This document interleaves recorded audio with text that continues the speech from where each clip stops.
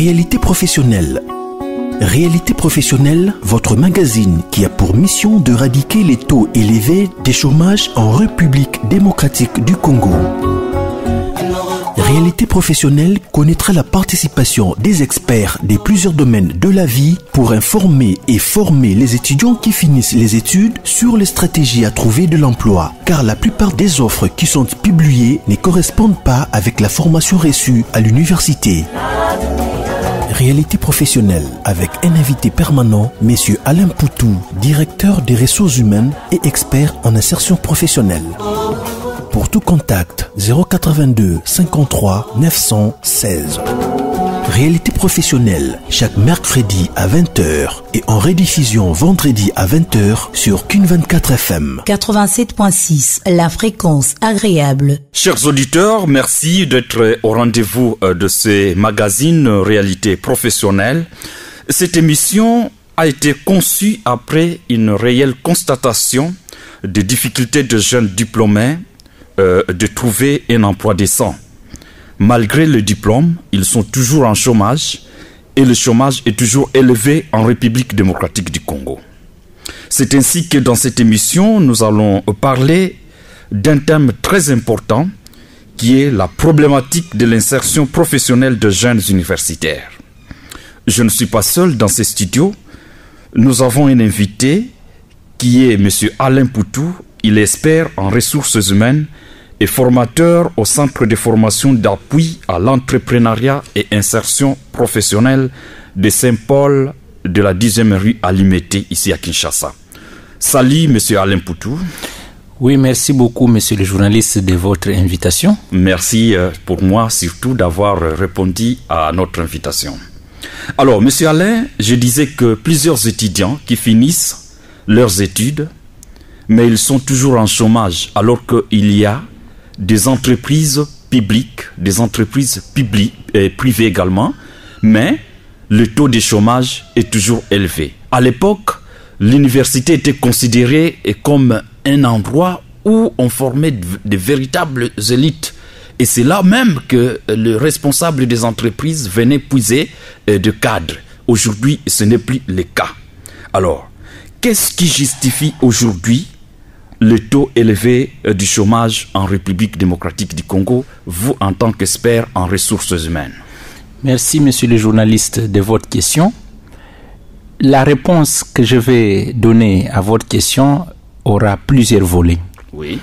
Monsieur le journaliste, je voudrais vraiment dire à nos auditeurs, je suis le directeur des ressources humaines d'une entreprise de plus de 5000 employés. Je n'interviens pas ici pour les comptes de mon employeur, mais je viens vraiment en tant qu'un expert. Et les analyses que je vais faire ici n'engagent que moi en tant que technicien, mais n'engagent pas mon employeur. J'ai commencé à travailler depuis 2006 chez mon premier employeur, si mes souvenirs sont bons. Ça fait 14 ans que je suis dans la vie professionnelle et je suis passé auprès de 6 employeurs. Donc, ce que je vais vous dire ici, ce n'est pas ce que j'ai lu dans un livre ou ce que j'ai entendu. Je vais parler vraiment de la réalité du terrain. Par rapport à votre question, monsieur le journaliste, il faut voir ça dans plusieurs angles. Vous avez bien dit qu'à l'époque, l'université, c'était un endroit pour former les cadres. Effectivement, même à ces jours, l'université forme des cadres. Mais il faudrait que les gens comprennent une chose. La première cause du taux élevé du chômage en République démocratique du Congo est due à l'inadéquation entre les systèmes éducatifs et les besoins de ceux qui recrutent. Nous avons plusieurs universités, plusieurs établissements d'enseignement supérieur universitaire ici au Congo. Et apparemment, c'est les mêmes filières, les mêmes facultés qui sont organisées auprès de ces institutions. vous avez l'université catholique, vous avez l'université protestante, vous avez l'université libre de Kinshasa, vous avez William Booth, vous avez CEPROMAD, vous avez l'université de Kinshasa. Il y a plusieurs universités, mais vous trouverez faculté de droit dans toutes ces universités. Faculté d'économie, relations internationales, sciences po, informatique de gestion. Les mêmes filières sont organisées dans toutes ces universités. Donc, vous allez vous rendre compte, quand vous allez dans les contenus, c'est-à-dire les matières qui sont dispensées dans nos universités, vous comparez ces matières aux tâches des postes, vous allez vous rendre compte que ça ne correspond pas. Donc, ce qu'on enseigne à l'université ne cadre pas avec ce qu'on fait au bureau. Donc, est-ce que, M. Alain, est-ce qu'il est nécessaire que ce qu'on fait au bureau, c'est ce qui doit être appris à l'université? Mais l'étudiant a appris, par exemple, l'économie. Il est engagé comme économiste dans une entreprise. Mais c'est ça. Mais voilà, c'est là où il y a un problème. Vous êtes un journaliste et je pense que vous devez aider les auditeurs à comprendre la problématique. Oui. Je vous ai donné la première cause et c'est une cause qui est réelle et fondamentale. C'est la cause majeure. C'est l'inadéquation entre les systèmes éducatifs et la réalité professionnelle. Vous pouvez remarquer quelque chose. Vous avez été aussi étudiant. Peut-être vous avez fait la communication. Moi, j'ai fait les études en sciences commerciales et financières. Mais vous avez des professeurs, des enseignants qui vous donnent les cours de comptabilité, mais lui-même n'est pas comptable dans une entreprise. Il vous donne les cours des ressources humaines, mais il n'est même pas chef du personnel dans une entreprise. Oui, je commence à comprendre. Vous allez remarquer, oui. Lui, il vous enseigne la science, mais pas la profession. C'est différent. Il va vous parler des définitions des concepts, les notes de bas de page, tel auteur a dit ceci. Il va vous parler des équations de Lagrange, courbe d'élasticité. Il va vous parler des théories de la monnaie. Mais ce n'est pas ce qui s'est fait sur terrain. Raison pour laquelle, même quand vous allez dans les milieux politiques, lorsqu'on est professeur à thèse, on a plus la chance d'être dans des cabinets ministériels. Mais regarde sur terrain, toutes les théories économiques qui sont enseignées à l'université, est-ce que ces gens, lorsqu'ils sont en politique ou lorsqu'ils sont dans des cabinets ministériels, est-ce qu'ils appliquent ça?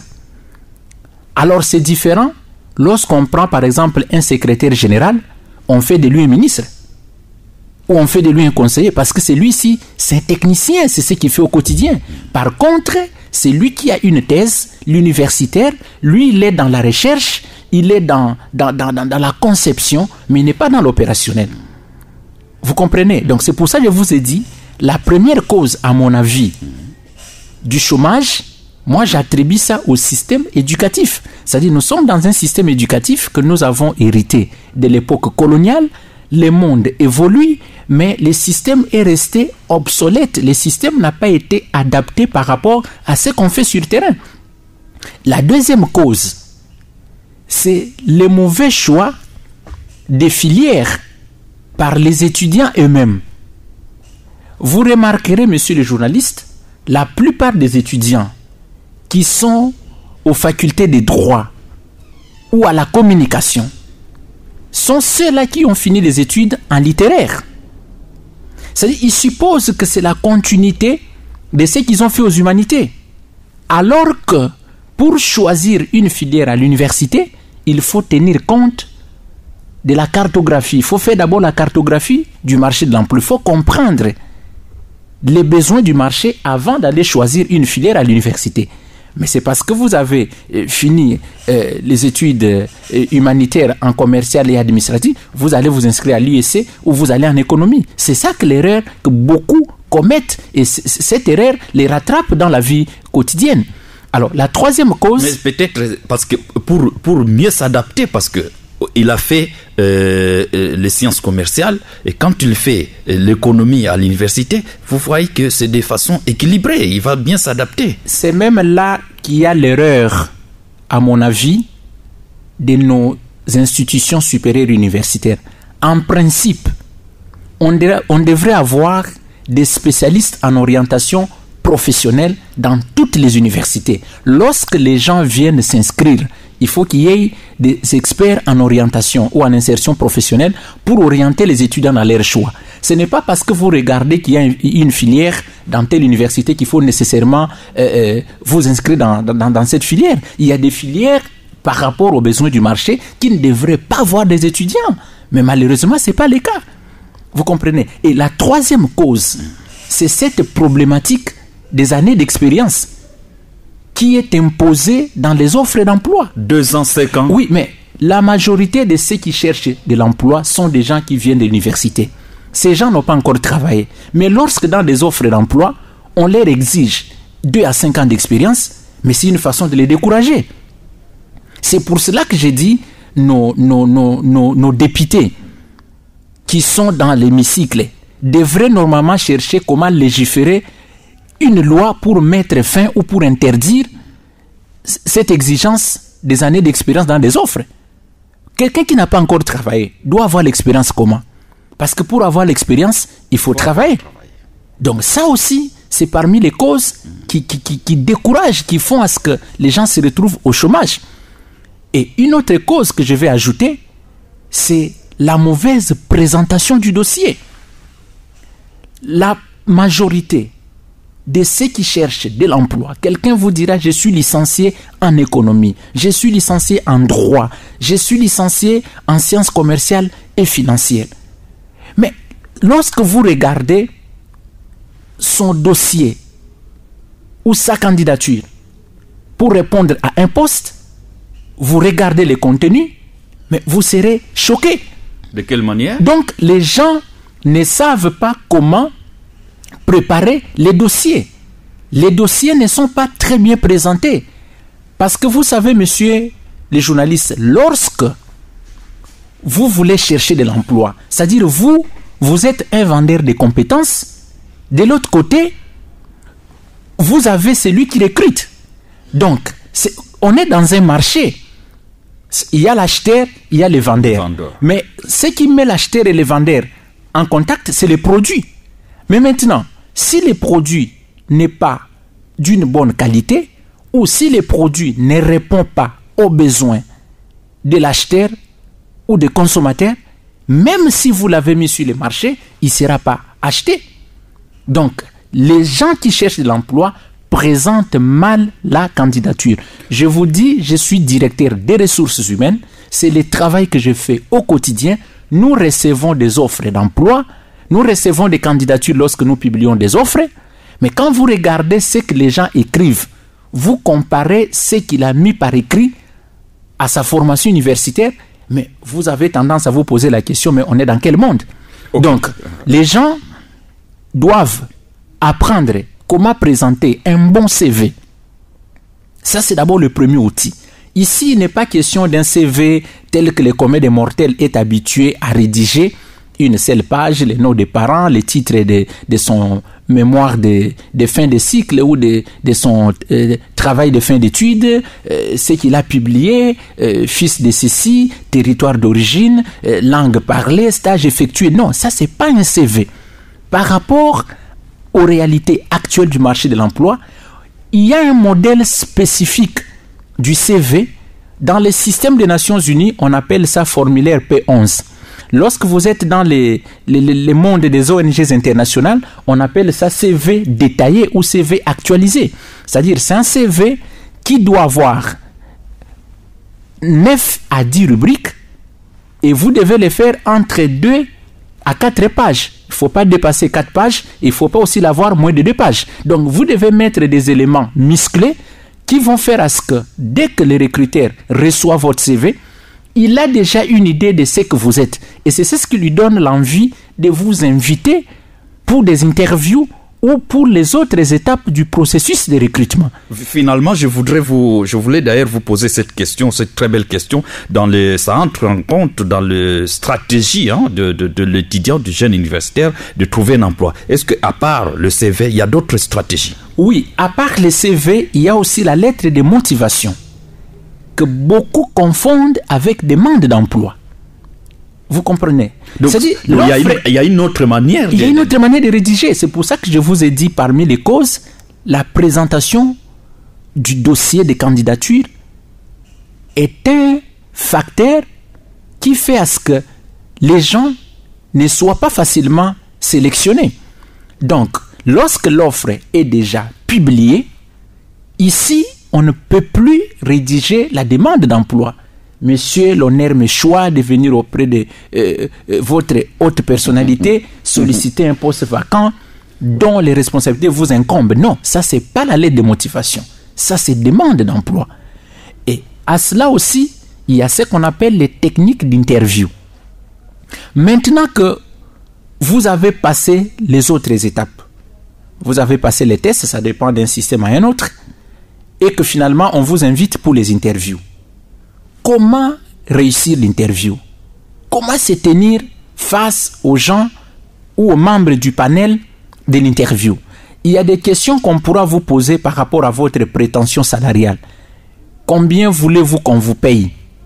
Ou en quoi êtes-vous différent des autres candidats? Tout ça, ça s'apprend. Mais malheureusement, dans notre système éducatif, on n'a pas prévu tout ça. C'est-à-dire, on s'arrête par former quelqu'un, par une formation qui n'est même pas aussi adaptée au marché de l'emploi, mais encore, on ne vous apprend pas comment se vendre sur le marché de l'emploi. Et une autre cause, j'en ai 7, je vais m'arrêter par celle-ci, c'est la manière d'analyser l'offre. Vous allez par exemple sur Internet, monsieur le journaliste. On a un moteur de recherche comme Média Congo par exemple. C'est vraiment un site qui publie beaucoup d'offres d'emploi. Vous avez l'offre de Oxfam publiée sur Média Congo. Oxfam cherche à recruter un assistant logisticien. Il y a ce qu'on appelle la description du poste. C'est-à-dire les responsabilités, les tâches. Mais en bas, il y a ce qu'on appelle les profils de poste. C'est-à-dire les exigences ou les qualités requises. Très souvent, ceux qui cherchent de l'emploi, qu'est-ce qu'ils font? Ils ne regardent pas les responsabilités du poste. Ce qui les intéresse, c'est d'abord, les niveaux d'études exigés. Quand est-ce que l'offre sera clôturée et les documents à fournir. Alors que c'est une grosse erreur parce qu'il faut d'abord commencer par faire l'analyse de l'offre pour avoir des éléments qui vont vous aider à bien préparer votre candidature. Et les gens crient « Oh non, il n'y a pas d'emploi ». Parfois, quand ils voient des offres, ils disent « On a déjà trouvé des gens », ils font semblant. Ça, ce sont des formalités. Mais moi, je reste convaincu, en étant dans ces postes, auprès de plus de 4 employeurs, monsieur le journaliste, j'ai compris une chose. Les malheurs de tous ces chômeurs, c'est d'abord le manque d'informations ou le fait qu'ils ne sont pas formés sur les techniques de la recherche d'emploi. Comment approcher le monde professionnel? C'est là qu'il y a un problème.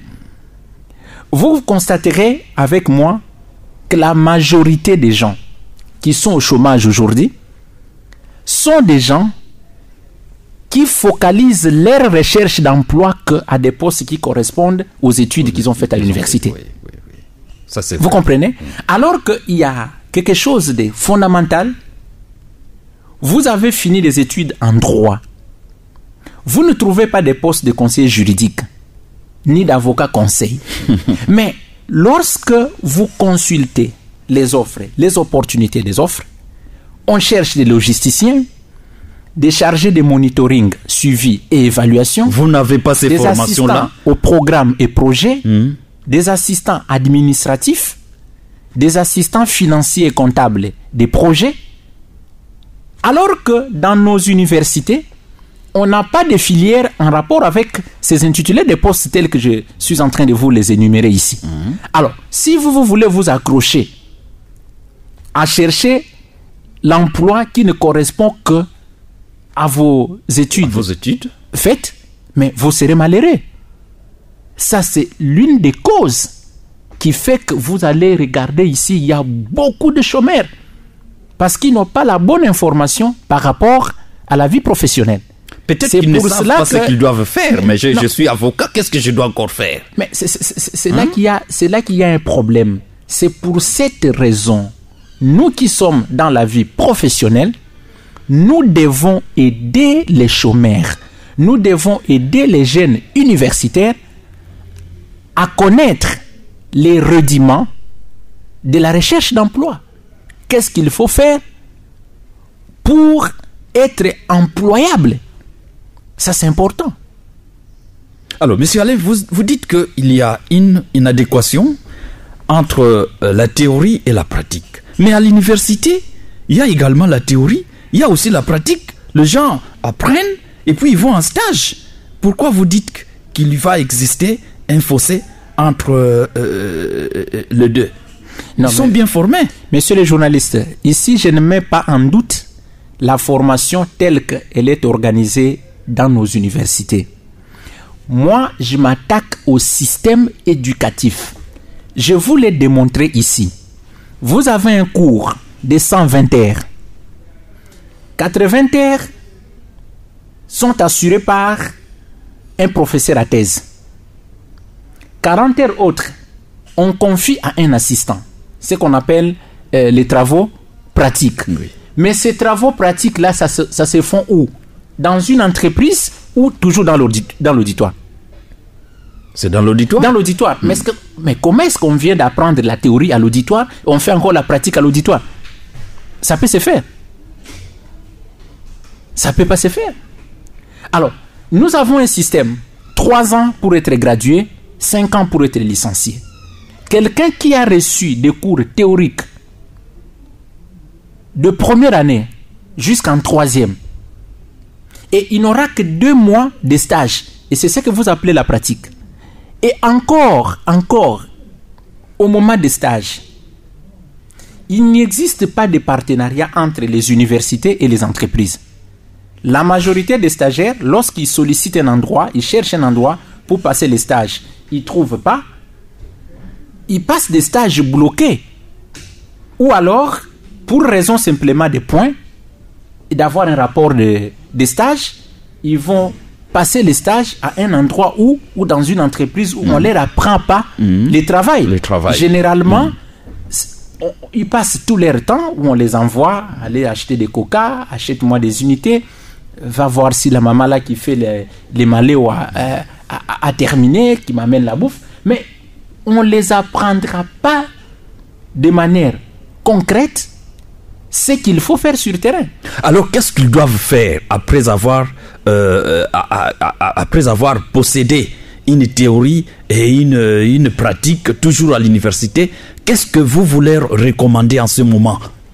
Oui, moi je recommande d'abord à ceux qui sont titulaires d'un diplôme d'État de bien faire les choix de la filière à l'université. Peut-être au mois d'octobre, il y aura la rentrée académique pour la nouvelle année académique. Ce n'est pas parce qu'il y a faculté d'économie ou communication que vous devez absolument prendre votre inscription dans ces facultés. Non. Ce n'est pas parce que vous avez fait chimie-biologie qu'il faut nécessairement s'inscrire en médecine. Ça, c'est vraiment ce que je les recommande. Choisir une filière qui correspond aux besoins du marché de l'emploi. C'est-à-dire bien explorer les marchés d'emploi avant d'aller choisir une filière à l'université. Mais pour ceux qui ont déjà fait ou commis cette erreur, ils sont allés à l'université, ils n'étaient pas bien orientés au départ et qu'ils ont décroché les diplômes universitaires. Il s'est fait malheureusement qu'ils se retrouvent au chômage. C'est que moi je vais leur proposer pour faire son insertion professionnelle, pour trouver facilement de l'emploi. Je vais parler de la première technique. Donc, monsieur Alain, vous voulez dire qu'il faut une autre formation. C'est ça. En fait, à part la formation qu'il a à l'université. Il faut une autre parce qu'il ne trouve pas de l'emploi. Donc, il est obligé de faire une autre formation, c'est ça? Monsieur le journaliste, il ne trouve pas de l'emploi, pourquoi? C'est ça la question. Oui. Il a un diplôme universitaire, oui, ou il a un diplôme supérieur. Mais il a ce diplôme, il y a de cela 2, 3, 4 ans. C'est comme même un monsieur que j'ai reçu dans mon bureau qui me dit qu'il a fini les études. Il y a de cela 12 ans. Il n'a pas d'emploi. Je lui ai posé la question. Qu'est-ce que vous avez fait? Le monsieur me dira qu'il serait licencié en électromécanique. Je lui ai dit, monsieur, mais ça c'est l'autodestruction. Pourquoi? Parce que nous n'avons pas des industries.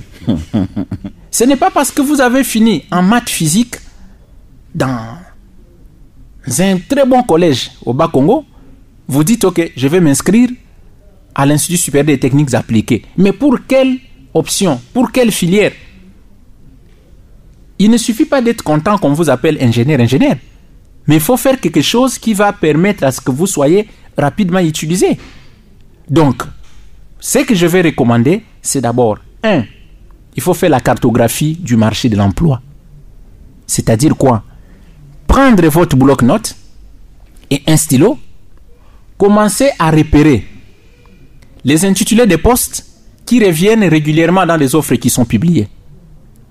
Vous pouvez faire une inspection au quartier GB ici, ou Sosimat, que je considère comme les sièges des ONG internationales. Vous visitez leur valve, quelles sont les offres qui reviennent, les postes pour lesquels ils recrutent fréquemment. Vous allez sur Média Congo, qui est un site internet dont on publie des offres à temps et à contre-temps. Vous regardez un peu qu'est-ce qui revient. Et très souvent, c'est comme je vous ai dit, on cherche des logisticiens, des assistants administratifs, des assistants aux ressources humaines, des spécialistes en monitoring, suivi et évaluation, des assistants au programme, des assistants au projet, ou les comptables des ONG. Là, vous parlez beaucoup des ONG internationales. Mais vous avez déjà vu les offres d'emploi de l'État où? Vous êtes journaliste, dites-moi, il ne faut pas être hypocrite. Avez-vous déjà appris? Mais on recrute. On recrute comment? Vous voulez parler d'un marché fermé, moi je parle d'un marché ouvert. On recrute où? Dites-moi la dernière fois que vous avez vu les offres d'emploi, que ce soit de l'OGFREM, OCC, DGI, DGRAD, vous les avez vus où?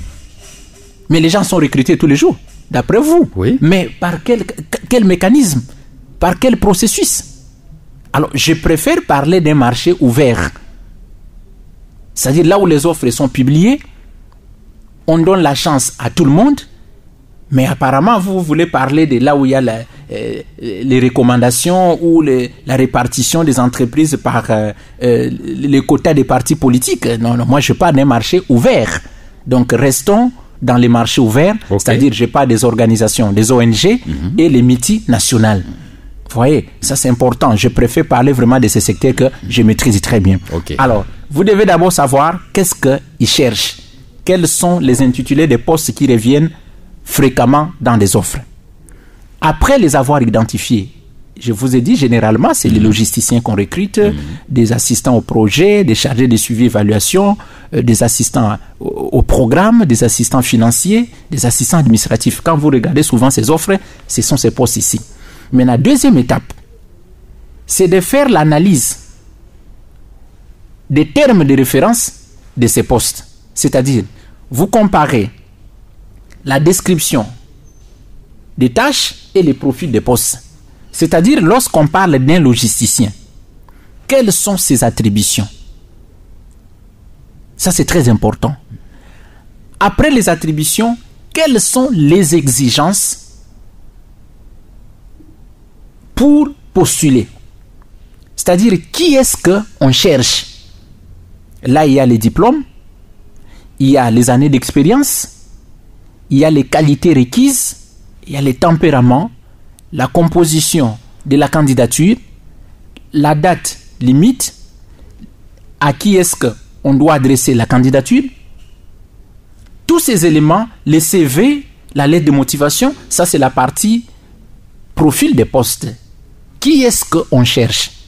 Maintenant, la troisième étape pour celui qui cherche de l'emploi consiste à comparer les termes de référence du poste à votre formation universitaire.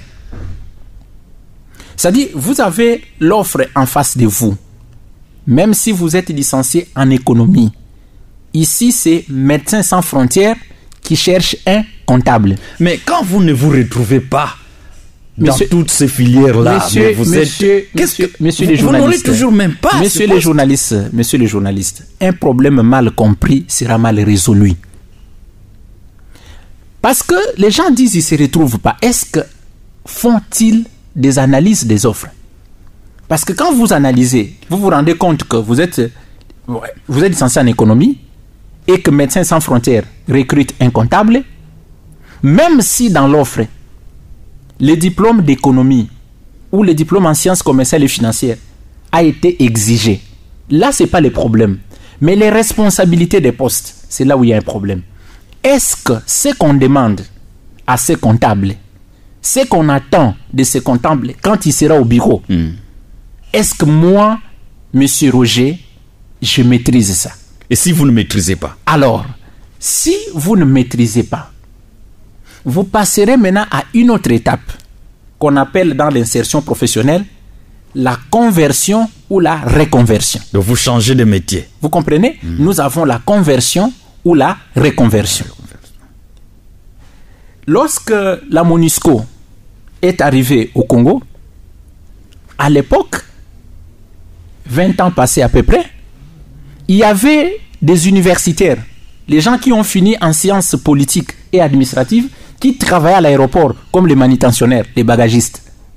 Mais au moment où je parle avec vous, ces gens se retrouvent au bureau comme des chargés de programme. Mais la porte pour laquelle ils avaient accédé à la MONUSCO, c'était pas directement lié à un diplôme. Vous comprenez? Maintenant, il faut faire soit la conversion ou la reconversion. C'est-à-dire, quand on parle de la conversion, vous êtes licencié en droit, vous êtes licencié en économie, vous êtes licencié en relations internationales, ou vous avez fini en électromécanique.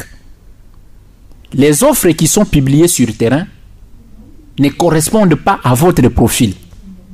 N'est-ce pas? Oui. Au lieu de croiser les bras, d'être content, je suis maître, je suis ingénieur, je suis politologue, je suis économiste, il faut faire des formations professionnelles supplémentaires à votre qualification.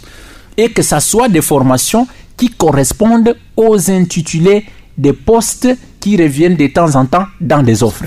C'est comme ça que quelqu'un qui, de sa formation initiale, est journaliste, mais il se retrouve chargé de finances dans une ONG internationale. Alors, et c'est ce que les chômeurs, ceux qui sont au chômage aujourd'hui, ne font pas. Oui, justement, nous sommes à la radio et le temps d'antenne est très court. Alors, je vous ai présenté comme formateur au Centre de formation d'appui à l'entrepreneuriat et insertion professionnelle. Parlez-nous un peu de votre centre. Alors, au sein du couvent des prêtres missionnaires de Saint-Paul, à la 10e rue Limete industrielle, au numéro 18, les prêtres de Saint-Paul ont mis en place un centre d'appui à l'entrepreneuriat et insertion professionnelle. Le but même de ce centre, c'est de pouvoir pallier à la problématique de l'inadéquation entre la formation universitaire et les besoins du marché de l'emploi. Les prêtres de Saint-Paul, après avoir analysé les réalités professionnelles, ils se sont dit, étant donné que les gens sont déjà allés à l'université, ils ont leur diplôme, mais malheureusement, c'est un diplôme qui ne leur permet pas de trouver facilement de l'emploi avec la concurrence actuelle et les exigences des recruteurs. D'où il faudrait organiser des modules de formation à vocation non académique, mais qui correspondent aux intitulés des offres d'emploi qui sont publiées par les recruteurs. C'est comme ça que, au sein du centre de formation des prêtres de Saint-Paul à Limete, qu'est-ce qu'on a? Il y a les modules, par exemple, comme la logistique, assistant au programme, monitoring, suivi, évaluation, assistant administratif et ressources humaines, assistant financier et comptable des ONG internationales. Et vous verrez la particularité ici, monsieur Roger, c'est que chaque formateur au sein des centres de formation des prêtres et missionnaires de Saint-Paul... Il est professeur à l'université? Non, ça non. D'ailleurs, si vous venez chez les prêtres de Saint-Paul, vous présentez en tant qu'un professeur à thèse, on ne va pas vous prendre. Pourquoi? Oui, je vous explique. Père Jacques, qui est le père provincial de prêtres de Saint-Paul en RDC, est clair. Il dit, mais les gens ont déjà fait l'université. Ils ne se retrouvent pas. Il faudrait maintenant trouver une alternative. C'est-à-dire, Père Jacques est allé dans des ONG internationales et dans des entreprises pour prendre ceux qui occupent ces postes. Il les amène au couvent, dans la salle de formation, pour que chaque formateur anime une formation qui correspond à ce qu'il fait lui-même au bureau. Moi que vous avez reçu ici, je donne la formation sur les techniques de la recherche d'emploi.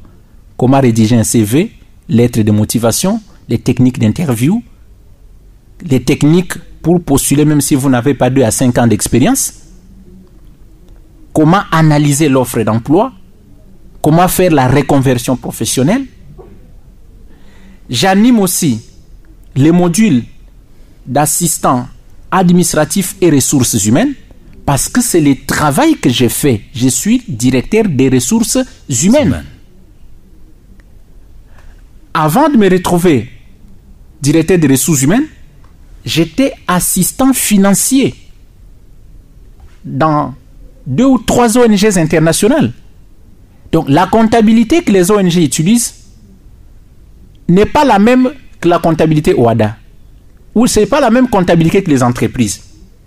Ils ont ce qu'on appelle la comptabilité des projets ou des justifications des fonds. Mais dans aucune université qu'il y a cette comptabilité. Vous remarquerez par exemple les formateurs qui donnent la formation sur assistant au programme gestion des projets, monitoring, suivi, évaluation. C'est un gestionnaire des projets dans une ONG internationale de la place.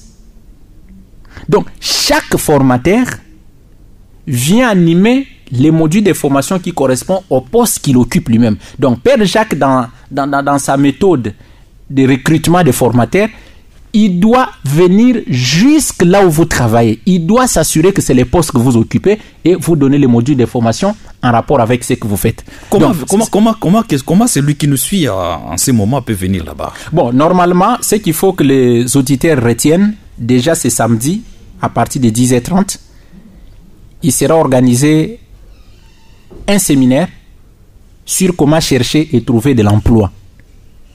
La rédaction du nouveau modèle du CV, lettres de motivation, techniques d'interview, comment contourner les années d'expérience professionnelle. Ça va commencer à 10h30 et ça se termine à 15h. L'adresse précise, c'est toujours... Lorsque les gens viendront, qui viennent avec leurs anciens modèles du CV, leurs lettres de demande d'emploi qu'ils sont habitués à rédiger, c'est une formation qui concerne tout celui qui est à la recherche d'emploi. Les gestes barrières seront respectés, mais nous appelons tous ceux qui sont à la recherche d'emploi.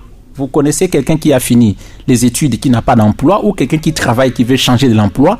C'est vraiment une très bonne occasion à ne pas rater, qui viennent tous les samedis pour participer à cette formation. Maintenant, lorsque la formation de ce samedi prendra fin ou sera organisée, alors on va commencer avec une série de formations modulaires. Il y a la formation des logisticiens, la formation des assistants au programme et gestionnaires des projets, la formation en monitoring, suivi et évaluation, la formation d'assistants administratifs et ressources humaines, il y a la formation en passation des marchés, il y a la formation en informatique. Alors, les invitations, vous savez, c'est un couvent. Le père a insisté qu'on puisse bien identifier tous ceux qui viendront pour qu'on sache d'où est-ce qu'ils viennent, ils viennent pourquoi, pour ne pas troubler les séminaristes qui sont en formation, qui ont besoin de la méditation. Donc, il faut d'abord passer avant, vous retirez l'invitation. À la 10e rue. À la 10e rue Limité industrielle, non loin du centre médical Promédis. Vous récupérez l'invitation, on met votre nom sur la liste. Le retrait des invitations, c'est gratuit. On vous exige rien pour retirer l'invitation. Vous venez vous retirer l'invitation. On met votre nom sur la liste. Donc, les invitations sont à retirer de lundi à vendredi de 10h à 18h. Ça, c'est le retrait des invitations. Et les samedis à 10h30, vous venez avec cette invitation, vous présentez ça à l'agent de sécurité, il vous montre la salle de formation pour assister au séminaire de ce samedi. Le numéro de contact, on peut nous joindre au 082 53 9 0016 082 53 9 0016 ou au 09 98 17 21 43 09 98 17 21 43. Donc le mot de la fin, c'est qu'ils sont tous attendus de lundi à vendredi pour le retrait des invitations et que le samedi à 10h30, c'est vraiment un rendez-vous à ne pas manquer, que tous ceux qui éprouvent des difficultés pour trouver de l'emploi, qui viennent à ces séminaires de ce samedi, et franchement, ils vont nous donner raison après la fin du séminaire. Merci beaucoup, chers auditeurs.